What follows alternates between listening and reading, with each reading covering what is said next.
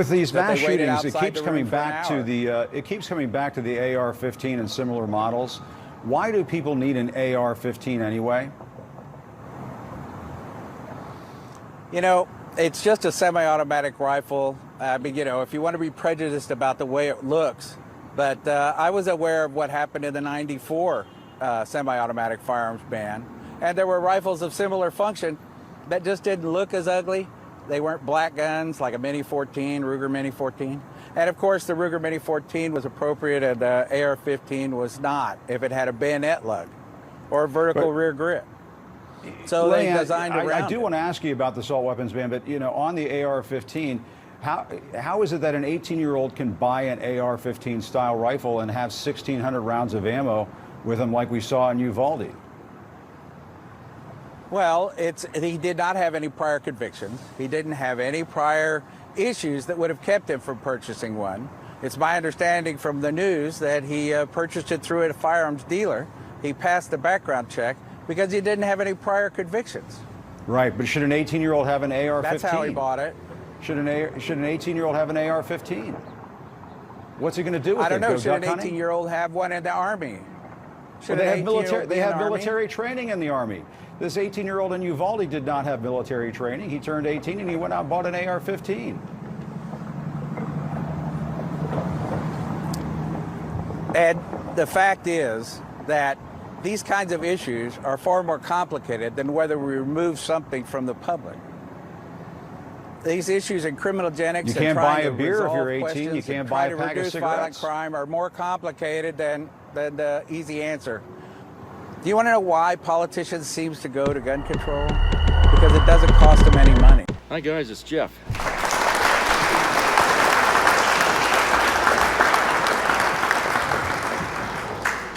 Glad to see you all here again for another edition of Ordinary Talk. And so today it's been a really nice day here in Maine, and sunny and cool. It's like in the mid 60s, and it's going to drop down into the 40s. In fact, they got a frost warning tonight for Maine, so the rest of the week they say is supposed to be much the same. So I'm not complaining. I mean, I don't like, you know, ridiculously high heat numbers. You know, of course that's due to come. We're going to get that eventually. But I ain't complaining right now. I like the 65, 67 degrees, and I like the cool nights because I can sleep a lot better when it's cold. Don't ask me why. It works that way, you know. So I don't complain about that. So today, watching the news and and reading some of it, still a lot of talk about, you know, what happened in Texas. You know, the school shooting, and I guess as it should be. I suppose that's normal. A lot of people are very upset down there, and they're getting more upset with the stonewalling and spinning of the facts from politicians and, you know, the police down there, who are constantly amending their fucking story as to what happened in the school, and they're confusing everybody because, you know, it's like, you know, what the hell happened? Why do they keep coming out with press conferences and they're changing their story? Why don't they just get all the facts, put it together, and come out with just one story and that'll be it? No, they have to come out and change it all the time because the narrative keeps shifting outside the doors of the police department. And, you know, they want the police to match the story that the politicians like Ted Cruz are saying out there. So they don't want to make him look any more the liar than we already know that he is. Okay? So you have this thing going on down there. And then, of course, you got, you know, people trying to come up with versions or ideas of their own as to how we can prevent more of these school shootings from happening, from the absurd, like putting in bulletproof glass in all the school windows, and putting bulletproof doors in place, which all, of course, requires the taxpayers to pay money in order for the schools to have that kind of stuff, which they're never going to approve, because people think that the school systems suck and they don't think they deserve any money. Okay, so we know that's not going to happen. Plus, the idea of having bulletproof glass takes the advantage away from the police in case of a school shooting happening. They'd never be able to take out a killer through the glass of any building. And essentially, the people, the kids, the victims would be sealed inside the school, unable to get help.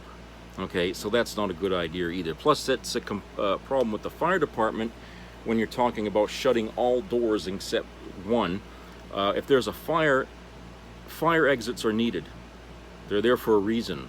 They're not there to be locked. Okay, those doors are there for a reason. And so you can't have a school with all the doors sealed except for one.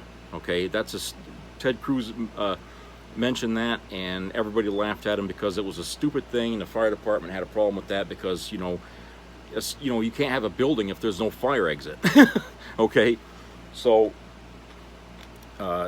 what I get the sense of is these people, these pro-gun people, are out there feeling their way through this, trying to see what sticks to the wall. Okay, and so far nothing is, because people are tired of the same ideas coming from the mouths of the same people who refuse to do anything about this problem.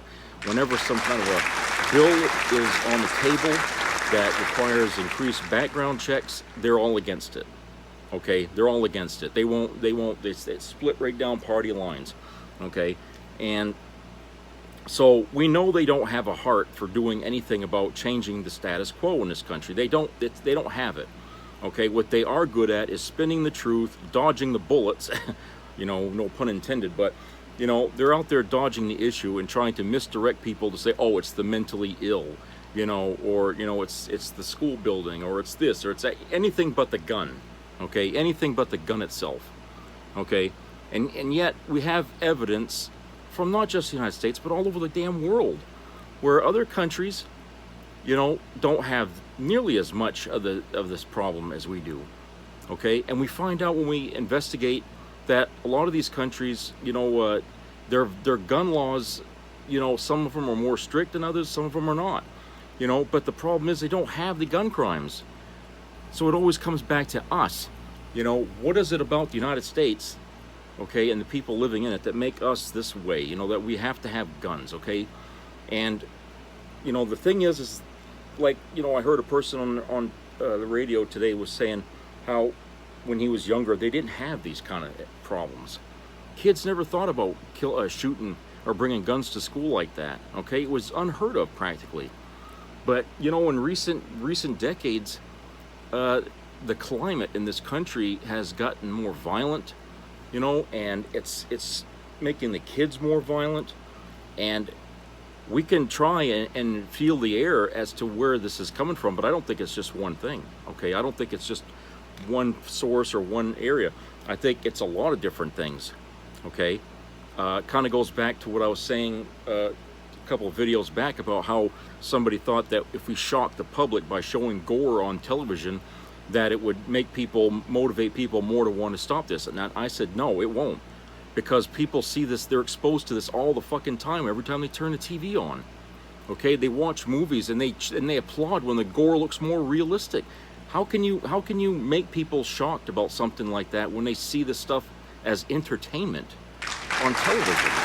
Okay, the truth is you can't shock us any more than we've already seen, you know. But that's just television, okay? And I think a lot of times, you know, kids that grow up in homes where the fathers were war veterans, and they talk about their days in combat with the kids, and I think they romanticize it in some degree to these kids, and, you know, they feel like, you know, they got to have a gun, you know, they want to do what their dad did or something, you know, or whatever. And plus, you know, their father, you know, has a multitude of guns. I mean, a lot of veterans do carry, you know, and they shouldn't be. I know a lot of veterans around here that have a surplus of weapons in their home, but, you know, every one of them is goes to the clinic and is seen by a psychiatrist. I mean, Jesus Christ. Okay, so how they get around background checks there, I'll never know. All right, but we do need to tighten that up. We do really need to tighten that up because it's too easy. It's too easy. I mean, if you can't go get an abortion, it's harder to get an abortion in some places than it is to go buy a gun. Okay, and that really is backward, you know. And I feel like, you know, if these people are really pro-life, the idea of 12, 24 kids being murdered in a single day should have made these people sick to their heart, to the point where you know, they would be out there right now marching to end guns on the street, on the spot. You know, get rid of them. You know, they would hold up the pictures of all the kids that were blown away in the schools, just like they show the fetuses all, you know, extracted from wombs and stuff like that. They would be out there right now. If these people were really pro-life, they would be out there right now advocating for the end of guns, doing like what Canada just did here, putting a cap on on the sales of whatever the hell, whatever they did, you know, because they don't have the gun problem up there like we got here. I mean, they had a mass shooting here, and that was all it took for people to get behind, you know, some kind of action here, and they got it through, you know, no problem. That's something we can't accomplish in this country because we have some pretty backward ideas about things, about life, about what's right and wrong, about, you know, what people feel they should have, you know, to protect themselves. We really do, because we're influenced a lot by how, you know, we see people on TV and protect their homes, like Rambo and stuff like that, you know, and figure, yeah, that's the way to be, you know. And you know, the fact is those are just stories, fictional stories, okay? And just because, you know, you got a hero that seems to be able to be untouchable, okay, it doesn't mean that that's going to be you if you're out there defending your home. In fact, there was over 150 damn cops at that school in Texas that was supposed to go in there and take out a guy hiding in a closet, okay? The kid with the 2 ARs, okay? 150 cops, and they were afraid to go in there, okay, because they said, oh, we're outgunned. Outgunned? 150 cops, and they claimed they were bitching that they were outgunned. You know, what the hell? I mean, how does a kid with 2 AR-15s pose more of a threat to 150 cops? Do they really give this kid that much credit, an 18-year-old that much credit, that he could take all of them out? I mean, is this the way they just march in, like the way we fought the Civil War in a big line and just march right in there, and you could just sit there and then take them all out? Is that the way they do things? That's not the way a cop goes into a situation like that, okay? 150 cops should have been with body armor on, should have been able to subdue this guy easy enough, okay? And with that many people there, I mean, just the sight of all those, an army of cops in there would have been enough to just get the guy scared shitless enough to drop his weapons and put his hands in the air, okay? So you know, there's a lot of anger down there over that the police didn't do enough to end that sooner, okay? And, you know, just as always, you know, the police are protected. They're shielded from the public, so they can't be questioned. You know, they're tracking them down. They don't, you know, they don't want to talk. They're no comment. You know what else? You know what I'm saying? They don't. They're too busy protecting their ass for what they didn't do. And I'm thinking, you know, it's all for lawsuits. They don't want to be sued because of inaction. They don't want to lose their job, okay, because they become a liability to the department. They don't want to lose their fucking job. They don't want to lose their benefits, okay? So they keep their mouths shut. They don't say nothing to nobody, and they go on doing what they've been doing. And that right there is ridiculous. Okay, so in other words, that town right now cannot depend on the police department to protect them from anything. They found that out. Okay, they found that out, that their policemen are chicken shit.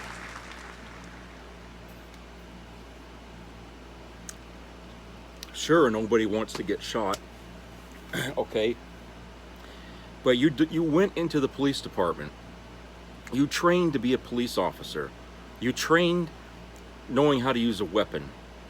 That thought never crossed your mind that one day you might be asked to get into a situation where you might get shot. You thought it was just going to be a cakewalk because you see cops eating donuts all the time and laughing and joking and writing out tickets. You think it's a cakewalk. No, it ain't. There's always going to be a bad day in a cop's life, okay? You could be a police officer in the smallest town in America, and one day you're just going to get that call, and you're going to be asked to do something that you never had done before, but now you're being asked to do it because you're the man they call for help. You're it. So what are you going to do? Well, we found out a whole department down there is chicken. Okay, they're scared of a kid with 2 AR-15s. They don't know how to handle that situation. Apparently, they need to go back to police academy and train all over again because they don't know how to deal with something like that. You know, I hate to think that this is just a problem in that town. That maybe this is something that's happening nationwide. But I don't think these people should still be cops if they have a hesitation about saving children. Jesus, I mean, what is it going to take to motivate these guys to do something? I mean, these parents were screaming their heads off. They had more balls to go march into that school to rescue their kid than the damn cops. In fact, it had got out that some of the cops who got there early managed to get their kids out of the school ahead of time. Okay, they managed to rescue some of their kids out of there. Okay, but then they wouldn't go back in to try and save any more. Okay, and that really must hurt because when the parents of some of the kids who died find out that, oh well, he wouldn't let me in there to save my kid, but he had got in there before me and saved his. No, that is not going to sell. And I would think the people in that town are going to want answers and they're going to want action. There might even be lawsuits. I don't know. It depends on the town, okay, and the people living in it. But I can't see how these parents are going to be able to live with themselves knowing that there was a chance, a big chance, that they could have saved the kid, and the damn cop, the good guy, was sitting there threatening them, you don't go in there. We're not letting you in there. And then had his hand on the fucking gun while he was saying it. Okay, he's supposed to be the good guy with the gun. 150 good guys with guns couldn't take out a bad guy with a gun, just one bad guy. So the idea that we need to have good guys with guns to take over, to subdue the bad guy, and that'll end crime, doesn't gel. Okay, it doesn't work. We found out it doesn't work, and it's because you can't predict human nature. You cannot predict what people are going to do. You think on a sheet of paper that this, 1 + 1 = 2. But when it comes to 1 human plus 1 human, what the hell is that going to equal? Okay? You don't know what that's going to equal. You can't predict, with any degree of certainty that, something you set into place, a precedent, is going to be upheld every single time. No. Okay? And that's why, when we sit down and we make gun laws and stuff, we don't try and come up with silly ideas like, oh, we got to arm the teachers, we need to arm the public, we need to bulletproof this and bulletproof that. We don't look at it this way. Democrats don't look at a problem like that as answers like that as a solution, because we think further ahead than that. Okay, we try to anticipate what problems could come from that. All right, instead we talk about where the flaws are in the background check system, and there are many. Okay, and we want to try to correct that. Okay, that doesn't mean we're taking away guns. We're just trying to keep guns away from people who shouldn't have them. Okay, and we don't punish the mentally health by accusing them of being the ones that are the troublemakers in all of this. Okay, just because a person showed up at school a bad day doesn't mean he was mentally disturbed. All right. So when you take somebody having a bad day and you say, oh, that's all mental health issues there, they're all crazy, we need to lock them up. That's not the answer. Okay, that's not the answer. And the thing is that Republicans are good at generalizing causes and of things and stuff like that, because it's easier for their voters to remember to to keep in their mind, like bumper sticker slogans. They remember that stuff. It's too much for them to comprehend, a long-winded explanation as to what causes something and what should be done. They can't sit still for that. Okay, so it doesn't do any good to try to educate these people and tell them, look, this is why your plan isn't going to work. Okay, because they can't follow you. They can't follow your line of reasoning, which makes these people, they're dumb, but they're dangerous because they're dumb. All right, because these people, they're dangerous because they have the guns and they want more guns whenever they think somebody's going to come and get their gun, which is another lie that they keep pushing in order to guarantee further gun sales. All right, the NRA is good for that.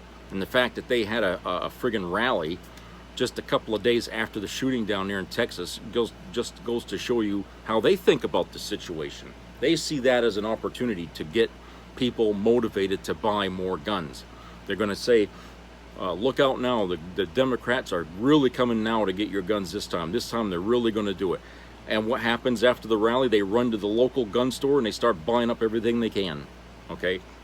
Everything they can get their hands on. And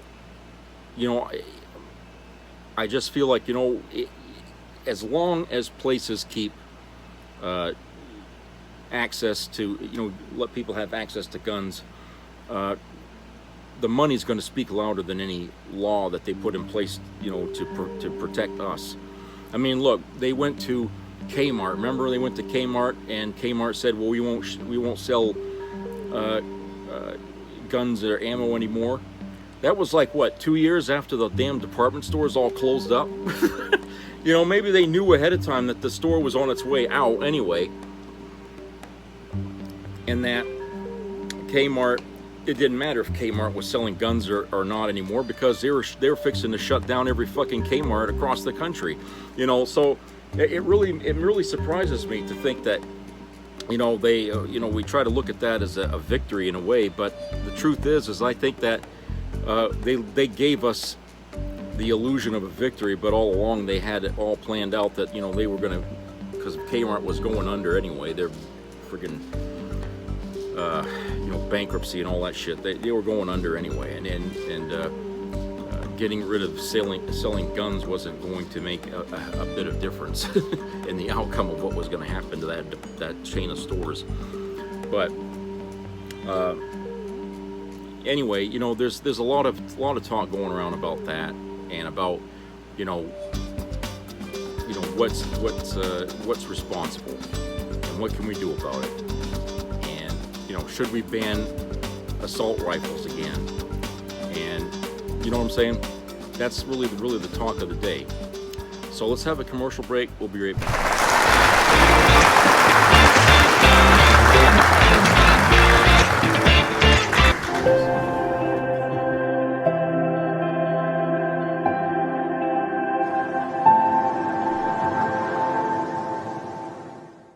Dear CEO, what's it gonna take for you to do something? Yeah, do you even care? Climate change affects all of us. This is your chance to do something good.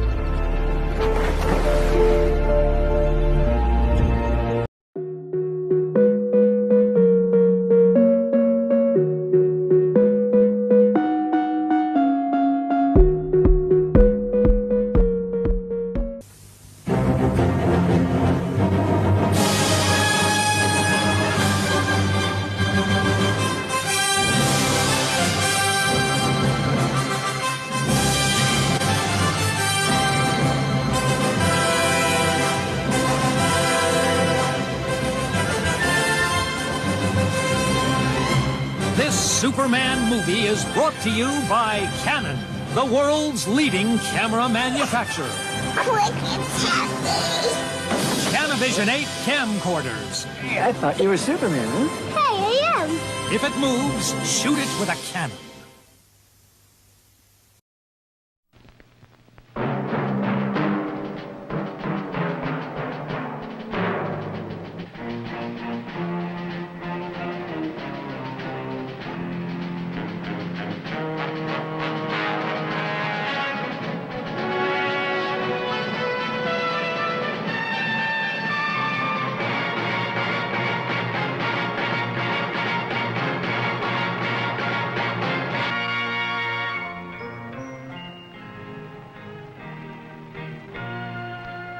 Some people have a deep, abiding respect for the natural beauty that was once this country.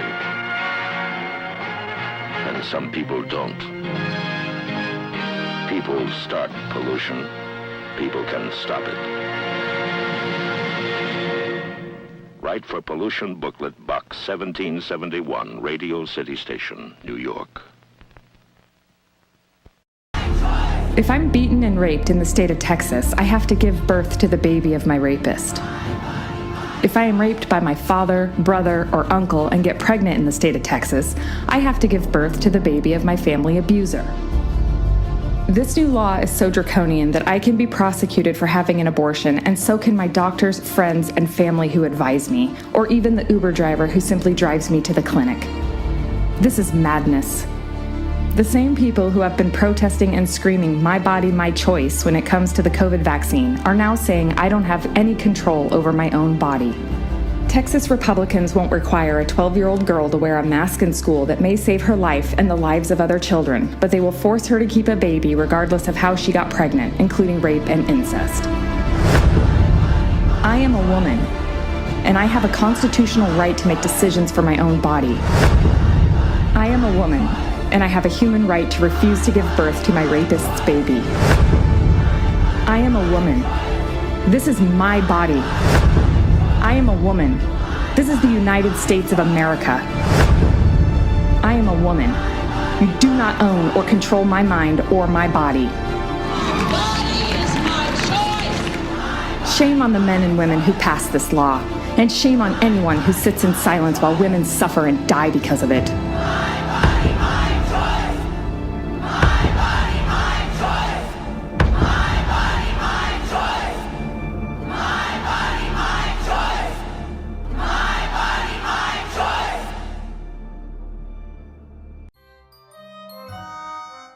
More people and more crime is committed and more people are killed with hammers every year than guns. Look at the facts. I will look that up. I don't think that's true, actually. That is true. In the United States, though? Yes, sir. That is true. Look it up. It's on, you can Google it. It's true. It's actually true. So, the number of murder victims and the weapons used. Okay, number 1, handguns, 8,029. Number 2, firearms, type not stated, 4,863. Number 3, knives or cutting instruments, personal weapons, fists, feet. Then rifles at 455. Then blunt objects, clubs, hammers, 393. The 300, the hammers, that stat is just wrong. Back to your question, Second Amendment is still my right and it's still important to me.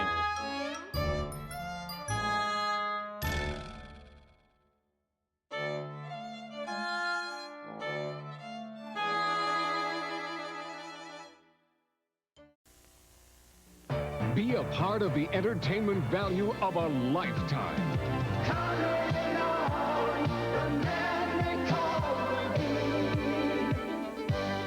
I loved it. It was the best performance I've seen in a lifetime. I loved the show.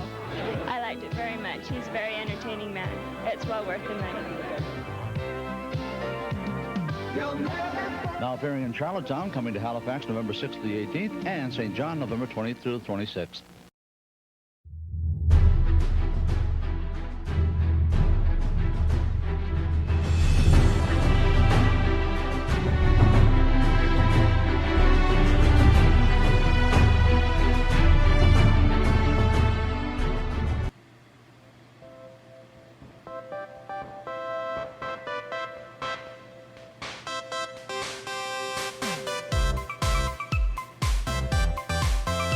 Okay, everybody, welcome back.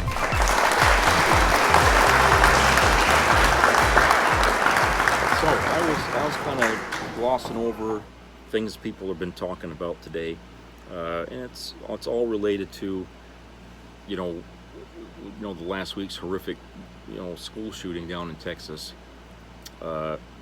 and how people are having a conversation here about what'll stop this, what'll prevent more school shootings, what's the answers and stuff like that. Well, there's an old story here from August of 2019 where there was a research was done that was funded by the National Institute of Justice and the Robert Wood Johnson Foundation Evidence for Action Program. Okay, and they published their findings, and it's about, you know, gun deaths, and what they want to show you is you know, murder rates depending on, you know, like what state they're in or something, you know, what kind of laws they have in this state as opposed to the laws they or lack of in this other state, and what the gun crime rates were at that time.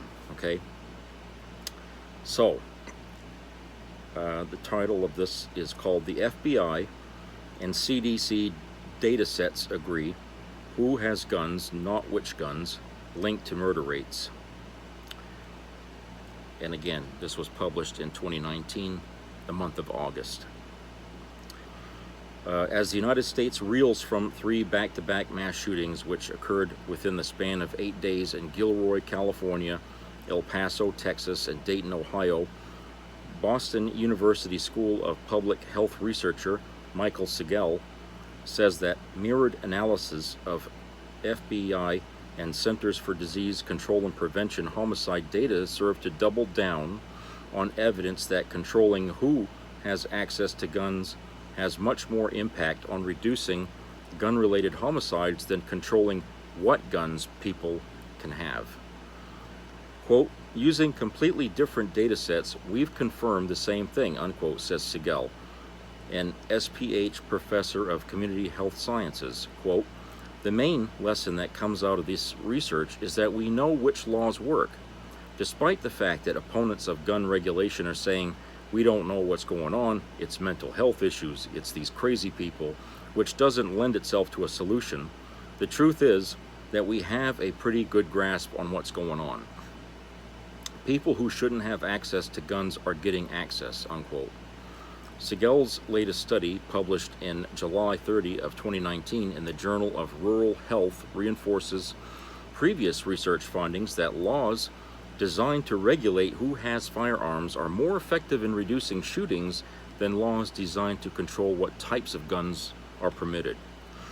The study looked at gun regulation state by state in comparison with FBI data about gun homicides gathered from police departments around the country. Analysis revealed that universal background checks, permit requirements, quote-unquote the may issue laws, where local authorities have discretion to approve who may carry a concealed weapon, and laws banning people convicted of violent misdemeanors from possessing firearms are individually and collectively significantly able to reduce gun-related deaths.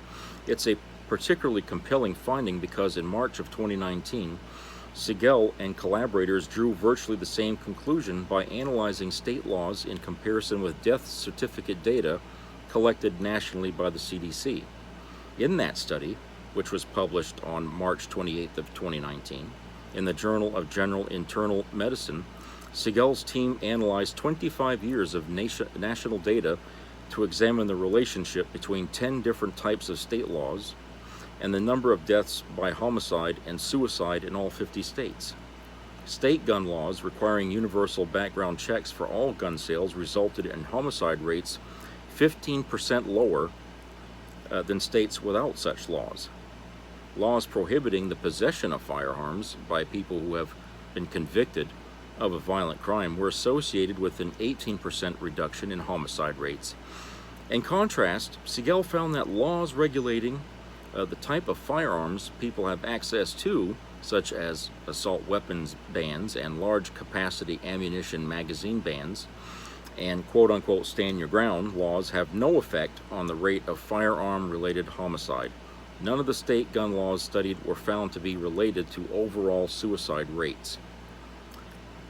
Universal background checks, which have long been a top priority for gun control advocates and policymakers in the United States, appear to have the biggest impact, though there have there has been push for federal gun regulations in recent years, the power to legislate gun sales and gun ownership is largely beholden to the states. And according to Siegel, the data doesn't lie. The average firearm homicide rate in states without background checks is 58% higher than the average in states with background check laws in place. As of 2017, only 13 states, including Massachusetts, had laws requiring universal background checks. The Brink asked Siegel to take us on a deeper dive into the findings of these two studies.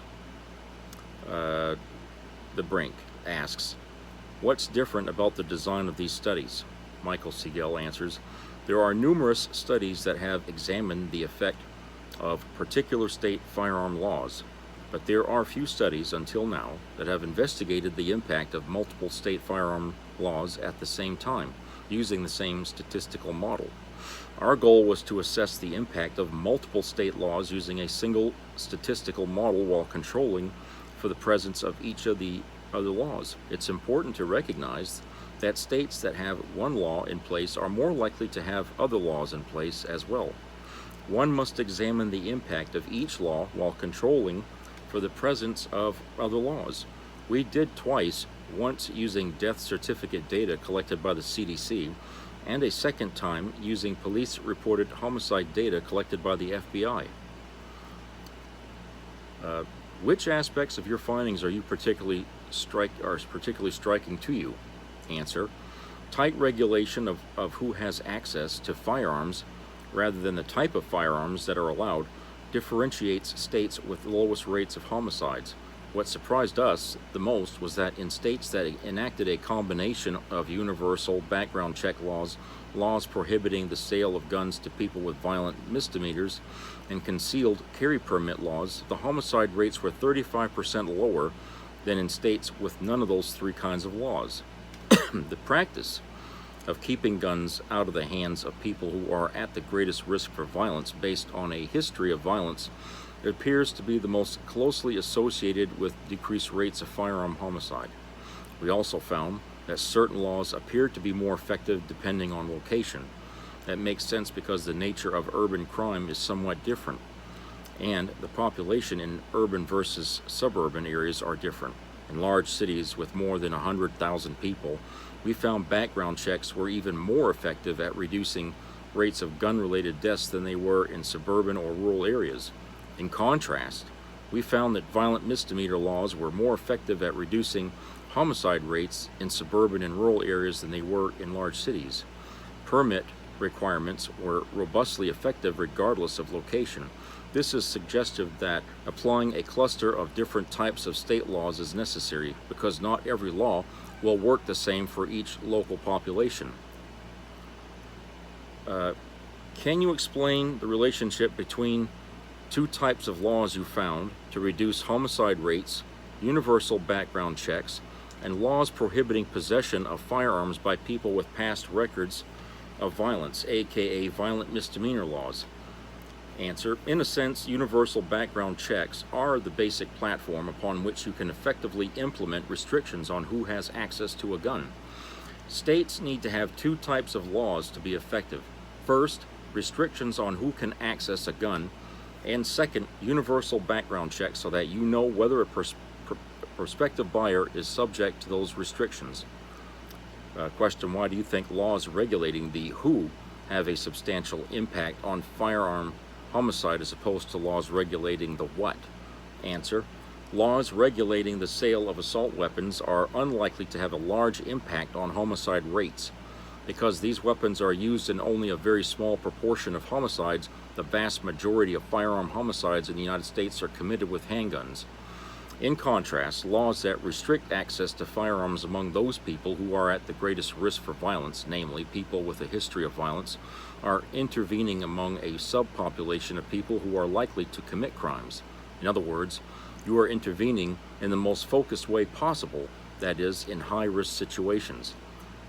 Question: what's your take on advocates pushing for both universal background checks and bans on assault weapons? Answer, although I completely understand the desire to ban assault weapons, I just don't see empirical evidence that such bans have any substantial impact on homicide rates.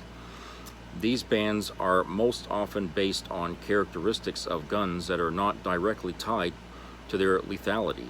In contrast, requiring universal background checks in all 50 states could have a substantial impact on gun violence because it would essentially set a minimum standard across the nation.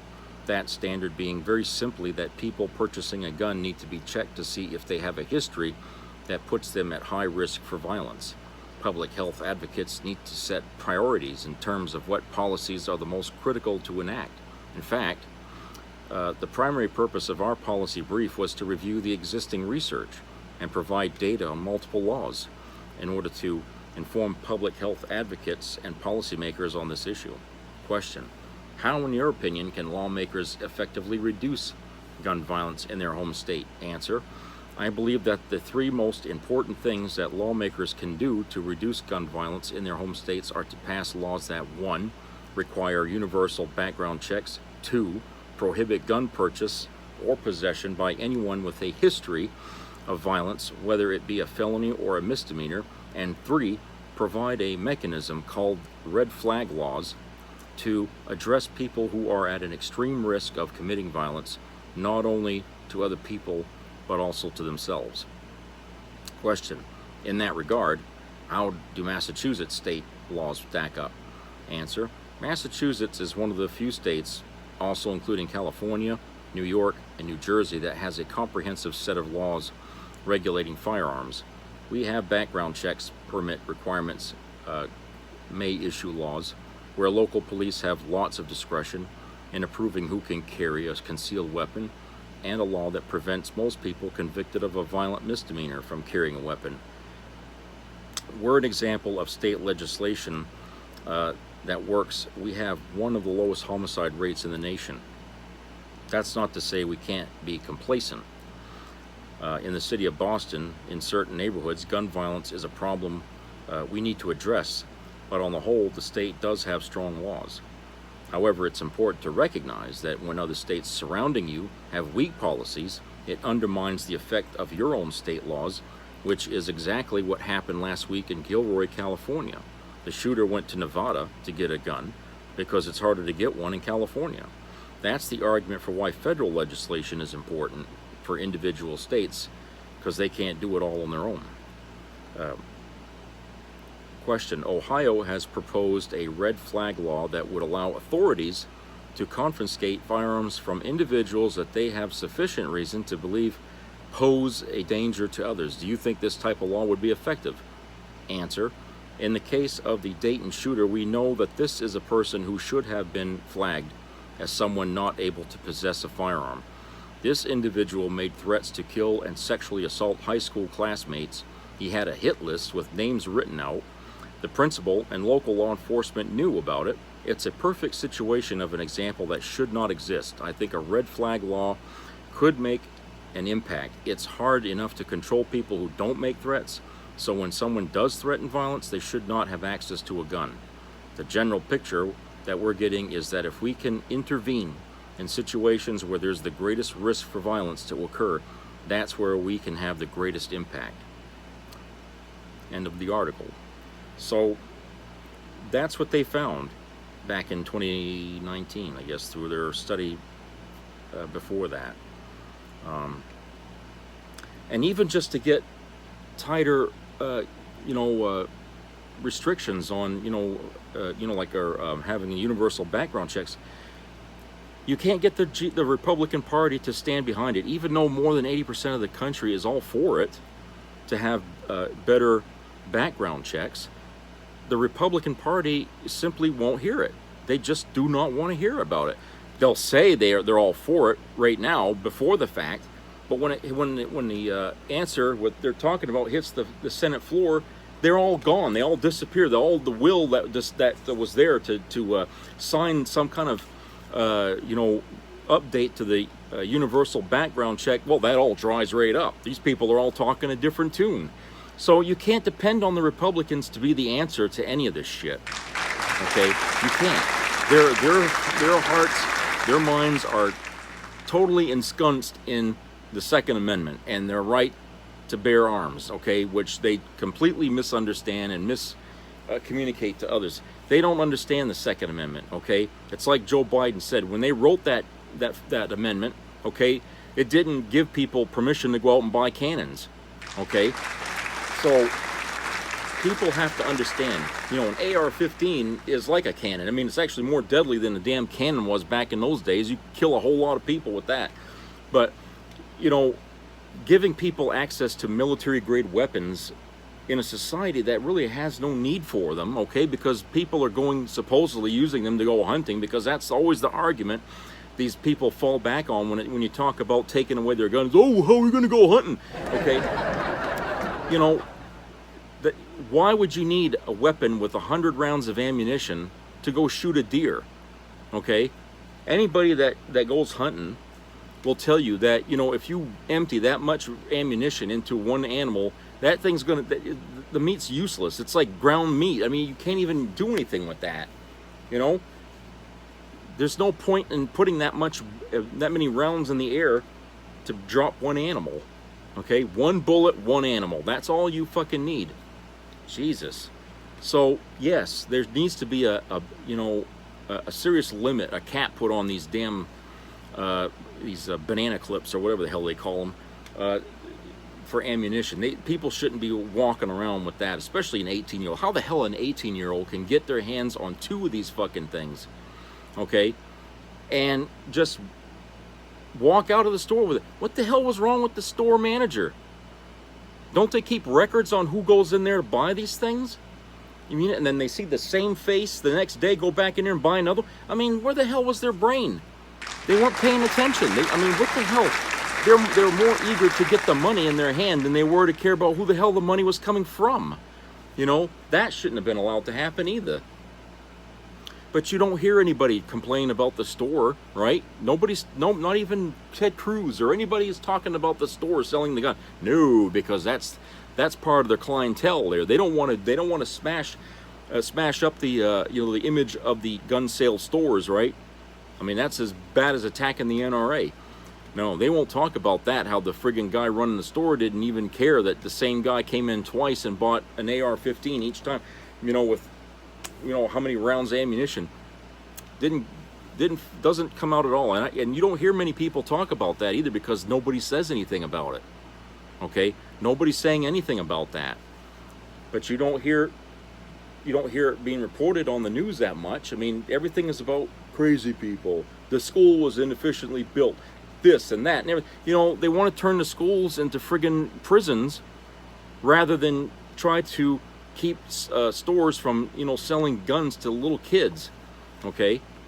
And then, of course, you've got some jackass out there saying, well, we give 18-year-olds guns in the military. It's like, well, yeah, but you know what the difference is between this 18-year-old and an 18-year-old in the military?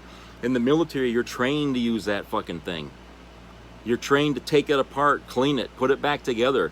You know the inside and outside of that damn thing, okay? And guess what? Just because you're in the military doesn't mean that you get to carry that motherfucker around all the time. You only get that gun whenever the situation is required for it. You get issued that thing. You just can't walk in, you know, and grab an M16 of your choice and go walking around in the military with that slung over your shoulder. That's people are not hunters, okay? In the military, there's a certain degree of order that goes on in there to keep each other safe. I mean, they know that. So, you know, people that never been in the military, they don't know what the hell they're talking about when they try to use that as an example of how it's okay for an 18-year-old civilian to have an access to an AR-15, okay?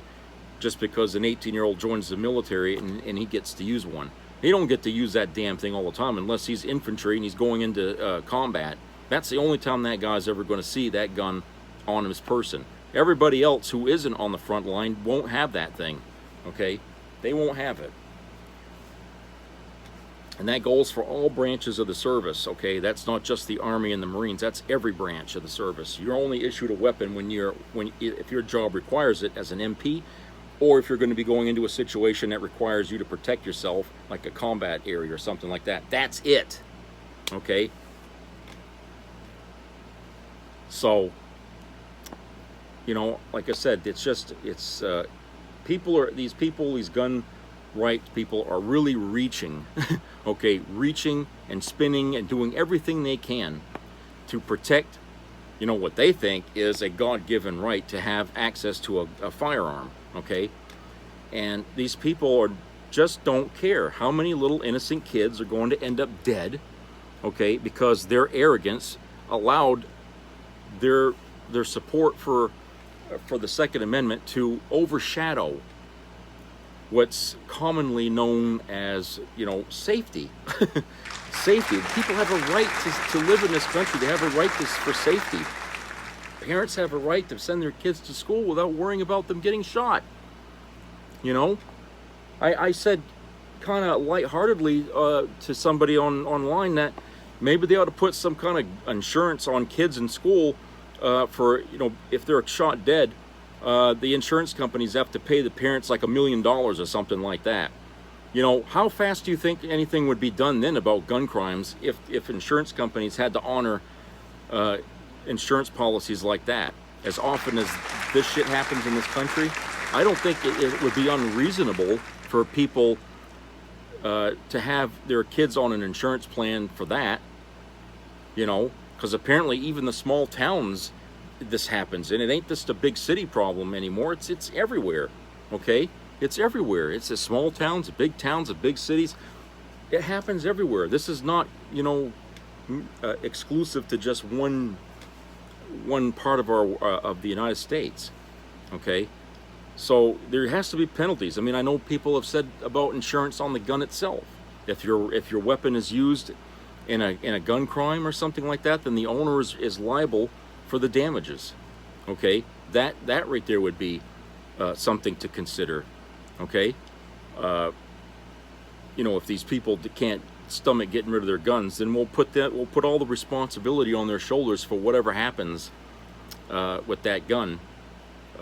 Whether it's used in a killing or not, you know, that they have to be responsible. Like driving a car, you hit somebody with that thing, that's it, you know. What else can we do? I mean, apparently money is really the only thing that affects motivation in this country to do anything. So if we go after people who have money, or we just, you know, penalize people with money, you know, we'll just see how much they love their Second Amendment then when they have to pay through the nose because their gun was used to kill somebody. You know, they might even be looking at jail time depending on whether or not they actually had that thing locked up properly as they're supposed to. You know, just something to think about, because they're really giving, you know, the more they close us off from answers, okay, the more creative we're going to get in our thinking, and we're going to find answers that they're not going to like, but they can't really stand in front of. Okay, because if you argue against guns being insured, then you're going to say, well, why should we insure our vehicles? See what I'm saying? So anyway, that's all I got to say today. I hope everybody has a great rest of the week. Please keep your ears open for your local COVID-19 news. Okay, it varies from area to area. And hope you have a nice weathered week there, so that way you don't miss out any fun or anything like that. So I will talk to you guys later. Subscribe and comment, please. Talk to you.